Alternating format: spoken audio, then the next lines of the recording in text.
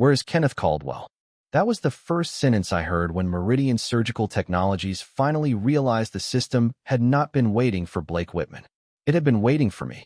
The question came from Rachel Monroe, our CFO, at 8:47 on a Thursday morning, inside a glass-walled audit room on the 9th floor of Meridian's Columbus headquarters.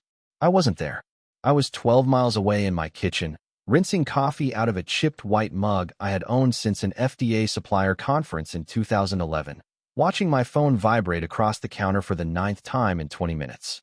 The name on the screen was Blake Whitman, VP of Operations Transformation, the man who had spent 8 months telling everyone I was a bottleneck, a legacy thinker, a documentation drag, and finally, someone the company needed to move beyond. On the wall-mounted monitor in that audit room, according to what I was told later, one line had frozen the entire conversation.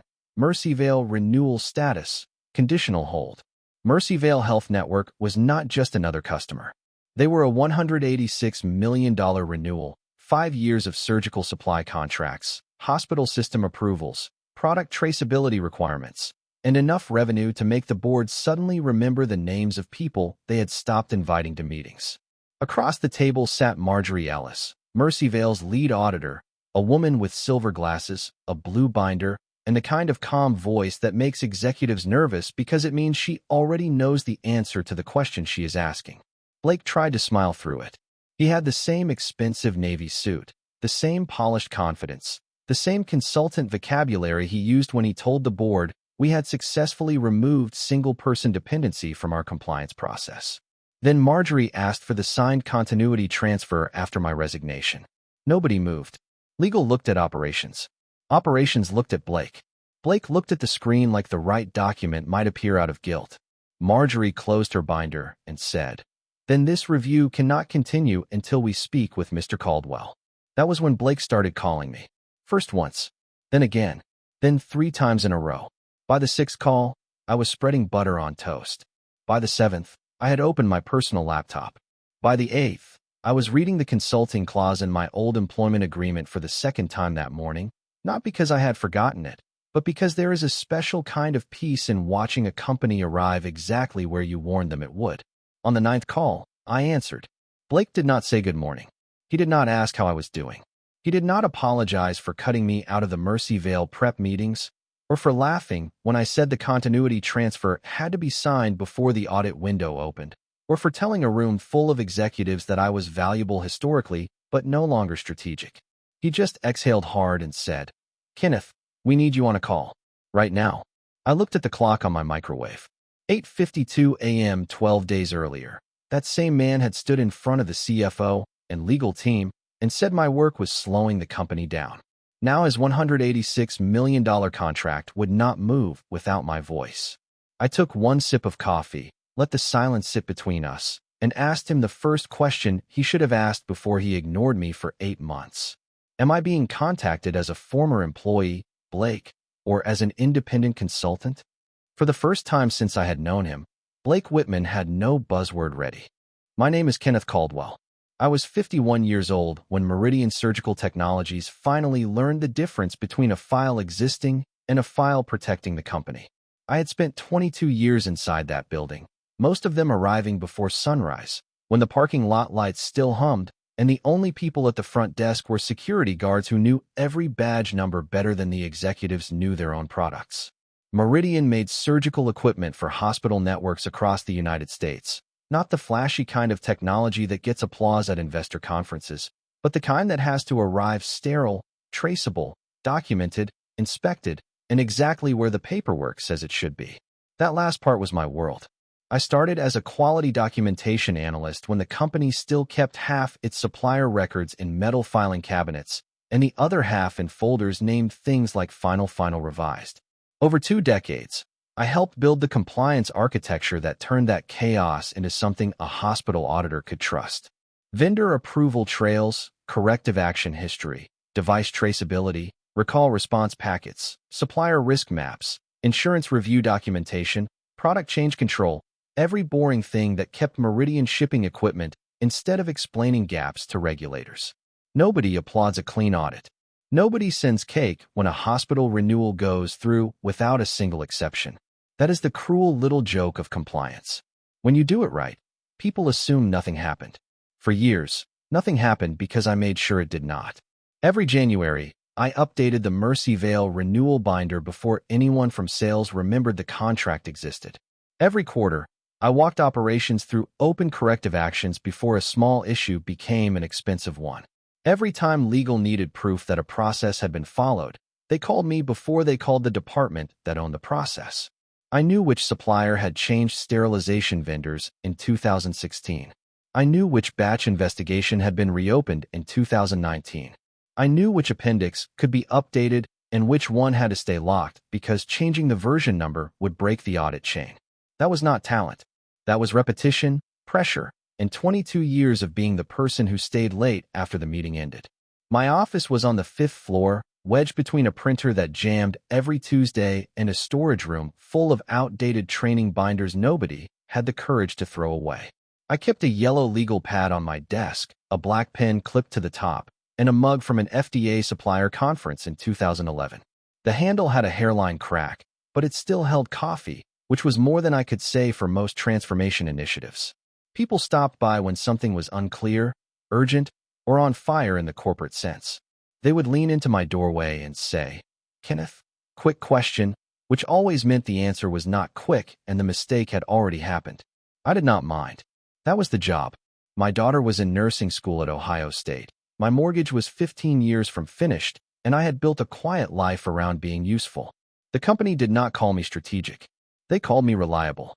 They called me detailed. They called me the paperwork guy when they thought I could not hear them. I never corrected them.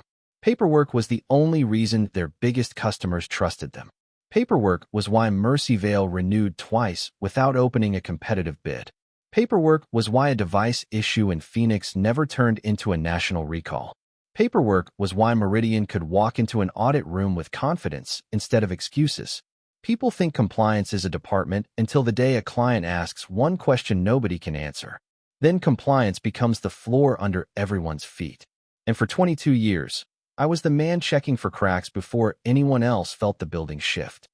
Blake Whitman arrived in March with a glass office, a new title, and the kind of confidence that usually comes from never having to explain a failed audit to a hospital board. His role was VP of Operations Transformation, which meant nobody could define his job in one sentence, but everyone understood he had permission to change things. He was 39, sharp suit, perfect haircut, expensive watch, and a laptop covered in stickers from leadership conferences that sounded more like vacation packages than professional training. On his first Monday, he gathered the department in the main conference room and clicked to a slide titled Velocity without friction. That should have been the first warning. In medical device manufacturing, friction is not always the enemy. Sometimes friction is the control point that keeps a bad decision from leaving the building in a sealed box. Blake did not see it that way. He talked about agility, artificial intelligence-enabled governance, eliminating redundancy, and moving from process ownership to outcome ownership. People nodded because nodding is cheaper than disagreeing with a new executive. I sat near the end of the table with my legal pad open, writing down the phrases that sounded expensive later. Then Blake looked directly at me and smiled like he had already decided what I represented. "Kenneth, I have heard you are the man who knows where all the bodies are buried," he said. A few people laughed because they thought they were supposed to. I said, "I know where the records are maintained." That answer made the room quieter than he expected. Over the next few weeks, Blake started removing me from meetings one calendar invite at a time. First, it was the Mercyvale renewal prep call, because he wanted to keep the discussion executive level. Then it was the vendor risk review, because the new dashboard would summarize exceptions automatically. Then the corrective action committee, because he said my presence made junior managers overthink routine issues. By May, I was learning about changes to my own compliance map from forwarded emails with 3 words added at the top, "for your awareness." That phrase is corporate weather. It never brings good news. I sent Blake my first formal warning on May 12th. The subject line was simple: Mercyvale continuity risk. I explained that Mercyvale required a named process authority for corrective action chains tied to surgical equipment suppliers. I attached the relevant supplier terms, highlighted the audit window, and wrote that any modernization plan needed a signed continuity transfer before personnel changes or reporting structure changes took effect. Blake replied 23 minutes later. Noted. Let us circle back. We did not. On June 4th, I sent a second warning after his team renamed 3 controlled folders in SharePoint and broke the version history links. On June 19th, I sent a third after a consultant changed the risk category of an open supplier issue from critical to informational because the dashboard color looked too aggressive. On July 8th, I sent another after Blake presented my old workflow as his new governance model with 6 missing checkpoints and a cartoon rocket in the corner. His replies got shorter. Good context. Too detailed. Let us simplify. We need executive-level thinking. By August, I had sent 17 warnings, each one polite, time-stamped, and copied to the right people. Blake treated every one like a speed bump on the road to his next board presentation. The problem with executive-level thinking is that sometimes it happens 5 floors above the facts. The public mistake happened on August 22nd, in the 9th floor executive conference room, the one with the long walnut table, the frosted glass walls, and a screen so large it made bad ideas look official. Blake had called it a Mercy Vale Strategic Readiness Review, which was his way of saying he wanted the CFO, legal, operations, and sales in one room, while he took credit for work he did not understand. I was invited by accident. At least that was my guess, because my name was still attached to the old recurring calendar series, and nobody from Blake's team had bothered to clean it up. That kind of carelessness used to annoy me. That morning, it helped. I sat near the wall with my legal pad, the same black pen clipped to the top, watching Blake stand at the front like he was about to unveil a new product instead of a half-built audit plan. The title slide read New Mercy Vale Renewal Framework, Blake Whitman. Under it was my process map. Not inspired by my process map. Not based on it. Mine. Same sequence, same control points, same color codes I had built over 6 years of supplier reviews. He had removed my name from the footer and replaced it with a blue Meridian logo and a slogan about frictionless compliance. That was the first time my hand stopped moving. Rachel Monroe, the CFO, leaned forward, interested. Dana Whitfield from legal scrolled through the deck on her tablet. Sales looked relieved because Blake's version made the renewal seem simple. Too simple. On slide 12, he told the room that the Mercy Vale Readiness Package was fully modernized. All single-person dependencies had been eliminated, and the audit response chain was now scalable across teams. I waited until he paused. Then I raised my hand, not high, just enough for legal to see it. Blake's jaw tightened before he smiled. Yes, Kenneth. I kept my voice level. That statement is not accurate. Mercy Vale still requires a named process authority for corrective action chains tied to surgical device suppliers, and there is no signed continuity transfer in the record. The room shifted in that quiet corporate way, chairs creaking, eyes dropping to laptops, people suddenly fascinated by water bottles. Blake laughed softly, not because anything was funny, but because laughter is what insecure executives use when facts interrupt their rhythm. Kenneth, he said, you are incredibly valuable historically. Nobody is questioning that. But we need people who are strategic now. There it was. Not a firing. Not a demotion. Something cleaner and colder. He had turned 22 years of work into a museum exhibit while I was still sitting in the room. I looked at Rachel. I looked at Dana. Then I looked back at Blake and asked, do you want that statement reflected in the meeting notes? He waved one hand, already turning back to the screen. Sure. Capture whatever helps. I wrote the exact sentence down. Not because it hurt, although it did.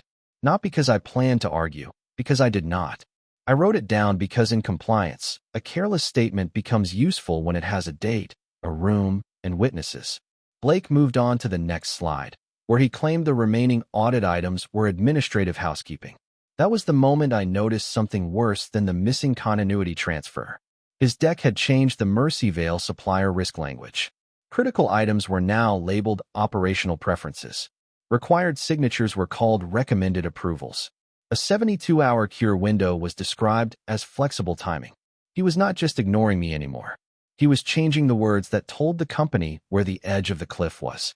Halfway through the meeting, I closed my pen and stopped taking notes. Blake thought the danger was my attitude.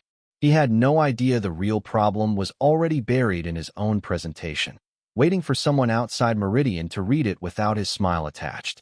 Before I left the room, Dana from legal caught my eye for half a second. She had seen it too. Blake kept talking, polished and confident, while the biggest client we had was 3 weeks away from asking the one question his slide deck could not survive.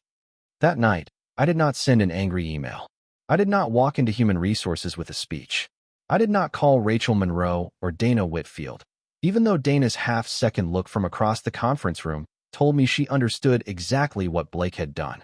I went home, reheated chicken and rice in the microwave, sat at the kitchen table, and opened every agreement I had signed since Meridian promoted me into compliance systems leadership. Employment agreement, confidentiality policy, client communication rules, post-employment restrictions, consulting limitations, data access policy. I read them the way I had read supplier contracts for 22 years, slowly, with a pen in my hand and no patience for assumptions. By 10:38 p.m., I knew 3 things. First, I had no non-compete agreement. Ohio had never been fond of turning regular employees into corporate property, and Meridian's legal team had never pushed one on me because I was not sales, executive leadership, or product design. Second, my confidentiality obligations were strict, but clean. I could not take Meridian documents, client files, templates, audit packets, or internal records. I did not need to. I knew where the problems were because I had spent 2 decades documenting them. Third, buried in the professional services section of my old leadership amendment was a clause most people probably forgot existed. Any work requested after formal separation, if related to regulatory continuity, audit response, process reconstruction, or client certification support, would be handled as independent specialist consulting at market emergency rates unless a separate agreement was executed. I read that paragraph 3 times. Then I poured another cup of coffee, even though it was almost 11. The next morning, I checked the Mercyvale supplier terms again from the company system while I was still an employee and still authorized to review them.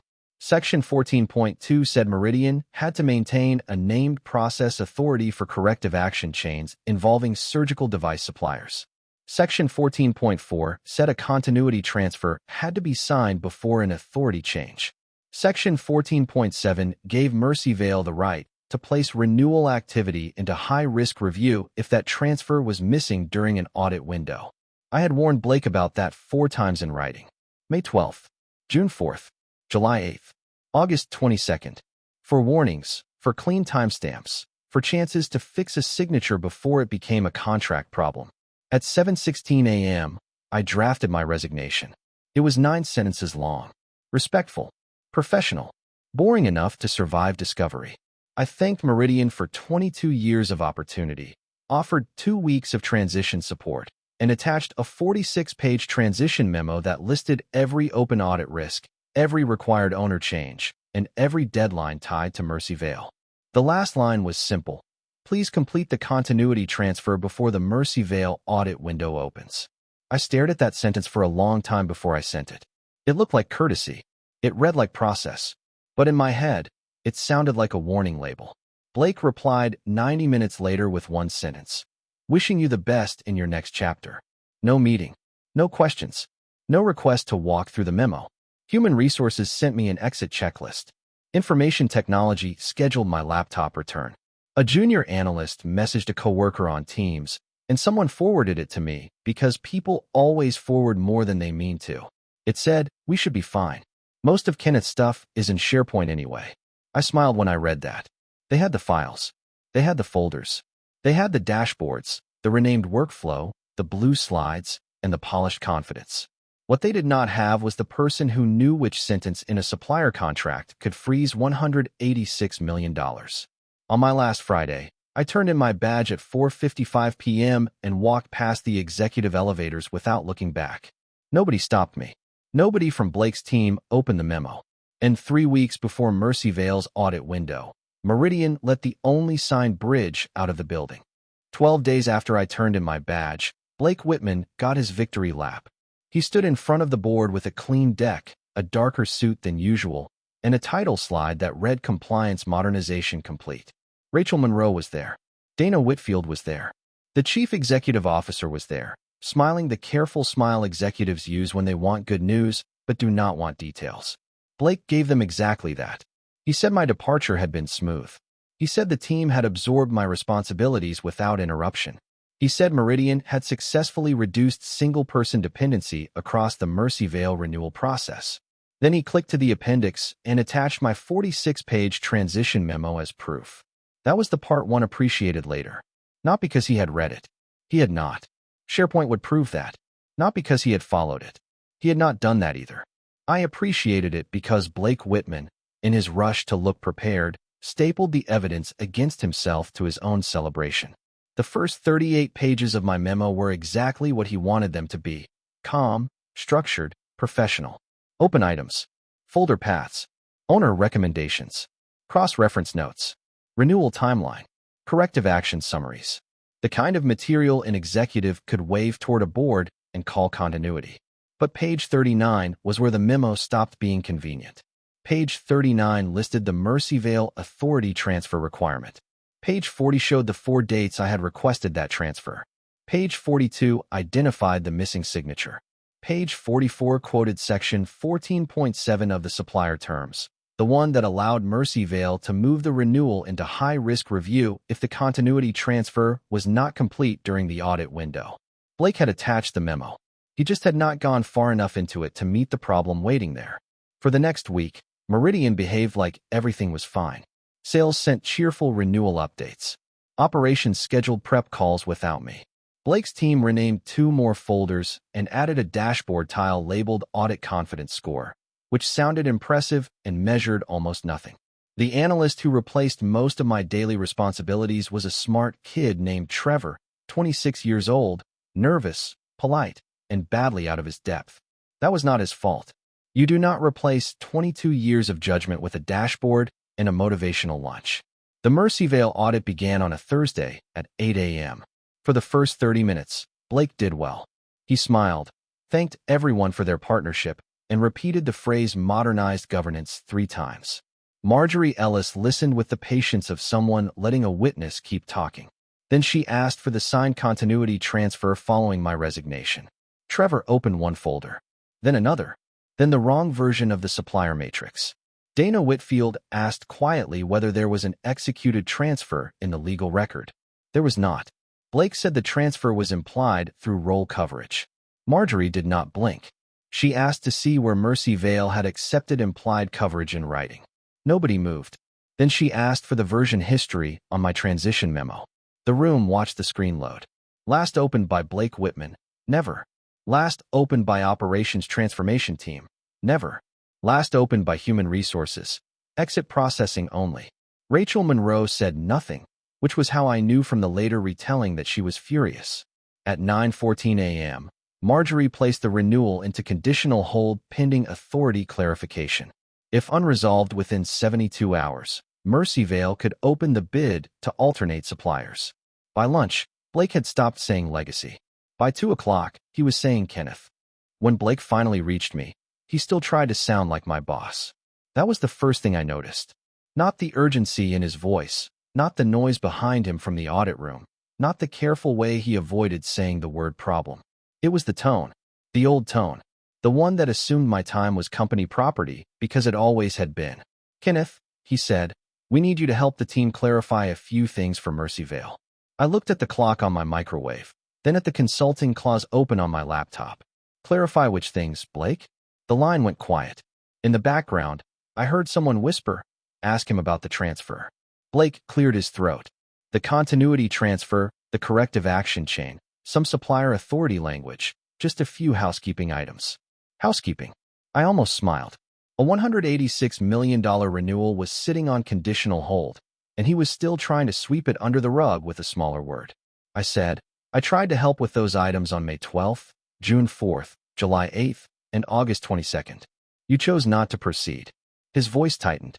This is not the time to relitigate old emails. No, I said. This is the time to read them. Another silence. Then Rachel Monroe came on the line. Her voice was controlled, but there was steel under it. Kenneth, this is Rachel. We need your assistance. What would it take to get you engaged today? That was the right question, asked about 8 months late. I told her I was no longer an employee, I did not have access to Meridian systems, and I would not discuss client-specific records without a written consulting agreement, defined scope, legal approval, and confirmation that all work would be performed through proper channels. Blake cut in. We do not have time for a contract negotiation. I said, you had time for 17 warnings. Dana Whitfield from legal joined 30 seconds later. Unlike Blake, Dana did not waste words. Kenneth, send me your terms. I had already drafted them. Not because I wanted the company to fail, and not because I planned any of this. I drafted them because after 22 years in compliance, you learn that panic makes people forget what they agreed to unless it is written down. My terms were simple. Emergency specialist consulting at $1,200 per hour. Minimum engagement of 120 hours. Retainer wired before work began. No access to confidential systems until credentials were reissued under consultant status. All client communications copied to legal. Authority to correct inaccurate audit statements in real time. No attempt to assign responsibility to junior employees for decisions made above them.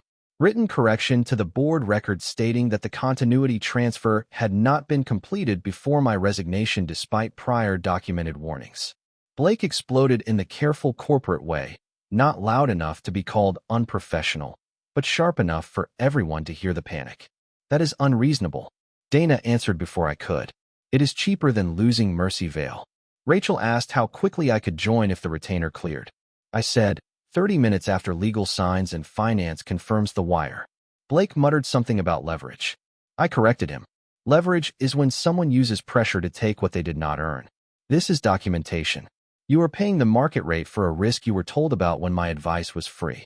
Nobody spoke for a moment. Then Rachel said, approve it.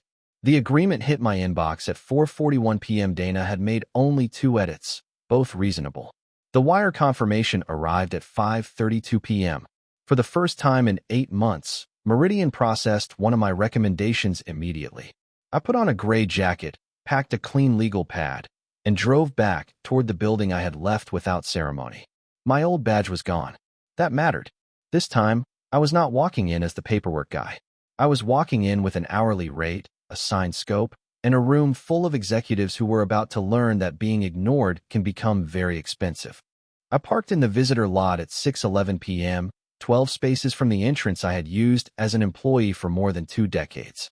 The building looked the same from the outside, glass front, silver Meridian logo, flags moving in the evening wind, but walking toward it felt different. I was not carrying a company laptop. I was not wearing a company badge. I was carrying one legal pad, one pen, and a consulting agreement that made every minute inside that building billable. Security had a temporary credential waiting for me. The badge printed slowly, one line at a time, like the machine wanted the room to enjoy it. Kenneth Caldwell, external compliance consultant. I clipped it to my jacket and rode the elevator to the 9th floor without touching the employee access panel. When the doors opened, the old operations hallway was quieter than I had ever heard it. People glanced up from desks, then looked away too quickly, the way employees do when a problem has become bigger than office gossip. Trevor, the young analyst who had inherited pieces of my workload, stood outside the audit room, holding a folder with both hands. He looked exhausted. I said, none of this is on you. His shoulders dropped about an inch. That was the first useful thing I did back at Meridian. Inside the conference room, Blake was standing near the screen, Rachel sat at the head of the table, Dana had her laptop open, and Marjorie Ellis had the Mercy Vale binder closed in front of her. Blake tried to recover control before I even sat down. Thank you for joining us, Kenneth. As everyone knows, Kenneth formerly supported documentation functions for this process. Marjorie looked at the badge on my jacket, then at her binder. Our records identify Mr. Caldwell as the named process authority. Documentation support is not the term in the supplier file. Blake's face tightened. I did not smile. Smiling would have been wasted motion. Dana handed me temporary access under consultant credentials, and I opened the version-controlled archive. Not the dashboard. Not Blake's renamed folder. The archive. The one with boring labels, locked dates, and enough history to tell the truth without raising its voice. I pulled up the 2019 corrective action chain tied to the supplier issue Mercy Vale had asked about, then the 2021 renewal acceptance letter, then the 2023 supplier terms, then section 14.2, 14.4, and 14.7. I explained the sequence in plain English. Mercy Vale did not require me personally because I was special. They required continuity because surgical device suppliers cannot swap process authority during an audit window without a signed transfer. The signature was not ceremonial. It was the bridge between old accountability and new accountability.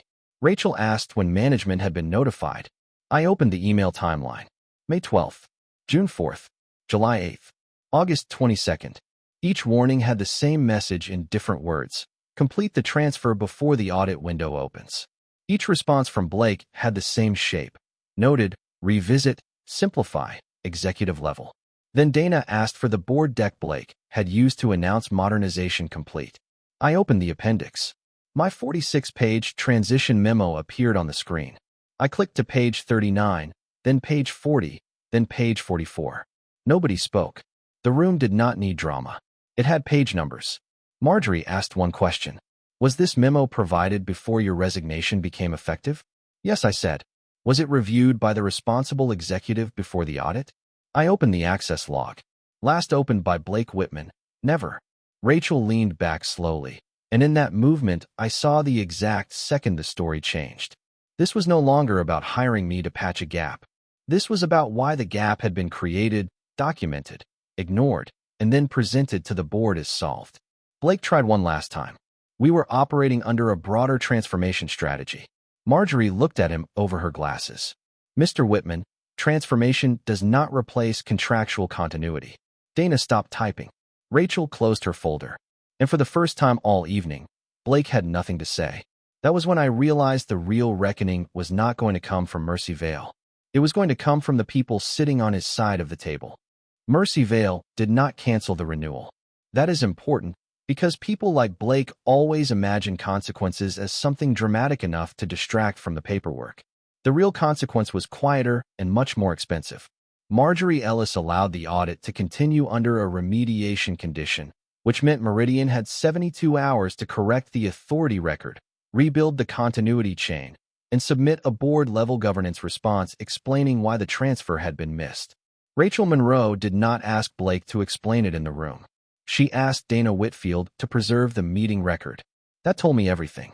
For the next 6 weeks, I worked from a temporary office on the 9th floor with a visitor badge and a locked consulting scope. I did not take my old job back. I did not report to Blake. Every request came through legal, every hour was billed, and every correction had an owner, a timestamp, and a signature. We rebuilt the Mercy Vale response package the way it should have been built in the first place. Trevor handled the index once someone actually trained him. Dana cleaned up the board record. Rachel personally signed the governance response. Mercy Vale removed the conditional hold on day 4, but required quarterly oversight for 1 year. That was fair. Trust does not come back because a company says it is sorry. It comes back when the next file opens exactly where it should. Blake lasted 9 business days after the audit meeting. The official announcement said he had transitioned out of operations transformation to pursue opportunities aligned with his long-term vision. That was the kind of sentence companies write when they do not want to say a man lost authority to a version history log. His glass office was empty by the following Monday. The blue slides disappeared from the shared drive. Nobody said his name much after that, which is how corporate buildings bury embarrassment without admitting there was a funeral. My final invoice was $148,800, not counting the follow-up review Mercy Vale requested for the next quarter. Finance paid it in 3 transfers. The first one cleared before I finished the initial response. The second paid off the last of my daughter's nursing school balance. The third sat in my savings account untouched, a quiet number where years of ignored warnings used to be. On my last day as a consultant, Rachel asked if I would consider coming back full-time as Vice President of Compliance Governance. It was a good offer. Better title, better pay, actual authority, and the kind of apology corporations make when they finally understand the cost of being wrong. I thanked her and said no. Not because I hated Meridian. I did not. There were good people there. People like Trevor and Dana. People who had been trapped under bad decisions made above their pay grade. I said no because some doors only look open after you stop needing what is behind them. Before I left, I placed a new binder on the center of the audit room table. The cover read, Operational Continuity Manual, read before replacing the person who knows why the system works. Dana laughed when she saw it. Rachel did not.